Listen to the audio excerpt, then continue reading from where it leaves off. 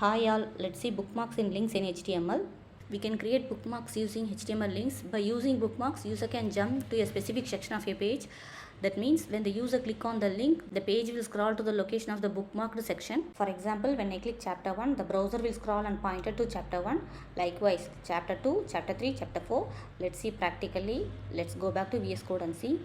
And here created 4 links for chapter 1, chapter 2, chapter 3, chapter 4. Below that provide a detailed explanation of chapter 1 using heading and paragraph tag. Then chapter 2, chapter 3, chapter 4. By using id attribute we can create bookmark, and here note in each heading tag provided id attribute.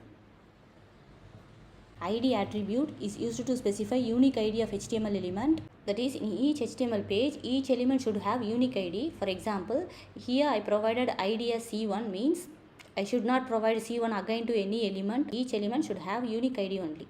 So here when I click chapter 1 means the browser will scroll and point it to first heading chapter 1. If I click chapter 2 means the browser will scroll and point it to chapter 2 heading. Likewise 3 and 4. For that, inside href value we have to provide id attribute value. Here the id attribute value is C1. So that C1, before that we have to provide hash symbol. Likewise C2, C3, C4. Let's go to browser and check. See our links. Let's click on chapter 1. See, the browser scrolled and pointed to chapter 1. Let's click on chapter 2. It's pointed to chapter 2. Likewise 3 and 4. Bookmarks can be useful if a web page is very long. If you want to bookmark to another page section means you have to provide the another page name with the extension, then hash symbol, then id value of that element. Thank you for watching. If you found this video helpful, please like and subscribe to my channel. Thank you.